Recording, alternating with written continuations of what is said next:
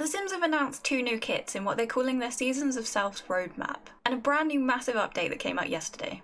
So what is the Season of Selves? Well, apparently it's time to celebrate our Sim selves, so we've got a roadmap that includes looks that defy boundaries, so I think this is talking about the 2 new kits that they announced. It says, cultivate your modern sanctuary with a new build kit, and I don't think we know what this is yet, or if that was just the industrial loft kit. And it also says they're going to add free updates to add dimension to your Sim selves, and honestly this might be the most exciting sentence for me as a builder: customize your space with colour. So that's what their roadmap is, and honestly, I have some thoughts, so let's get into it.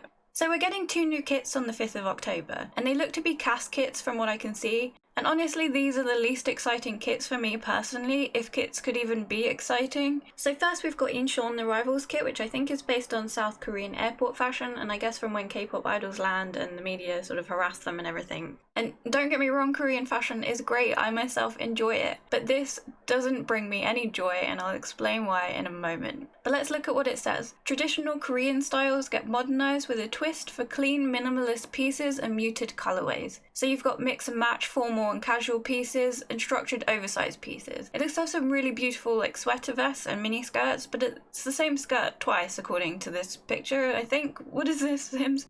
Overall, I like the look of this kit. It is minimalist, and they're right, it is muted colorways, and I enjoy that personally, but I have problems with it, and I'll discuss that in a minute. The next one is Fashion Kit. It's iconic silhouettes, vibrant colours and high contrast patterns based on the fashion of Mumbai. So they've got nose rings and henna tattoos in here, as well as some more interesting fashion, and honestly I like the look of the clothes in this kit, and from the website it really seems like they did their research, including people actually from Mumbai in this kit. But again, I have problems. So personally I really dislike this kit format in general. They're expensive for very little content, and I guess I see that they're useful for capsule things like this that don't really fit in other packs, but honestly they just seem like a money grab at £5 each, and also $5 each because I guess conversion rates don't exist to EA, and like most things The Sims does, this game, if you get everything at full price, and some people would really like to, is an eye-watering £750 on one game.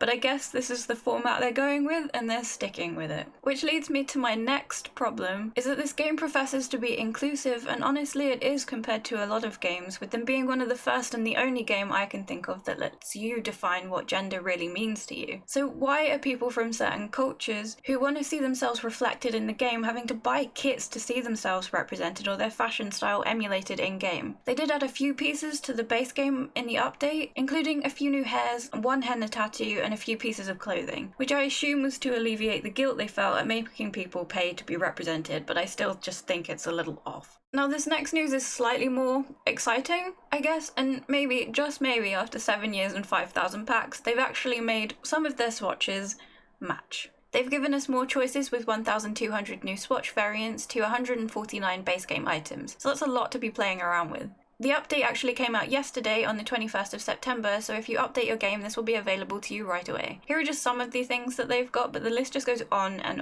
it's probably not too exciting, but as someone who builds a lot, it's really hard sometimes to make a coherent room when all the swatches don't match. So as sad as it is, this is really exciting for me. I hope that they follow this up with some updates to some packs, especially given they're into refreshing their old packs at the moment, so that would be nice. And I don't know if this is what they mean by customizing colour, but part of my little simmer heart is still hoping for a colour wheel return from The Sims 3. So it looks like the end of the year is just kits, kits, kits, and free updates. There's no stuff packs or expansions coming, at least not according to this. And honestly, I would have just preferred a stuff pack.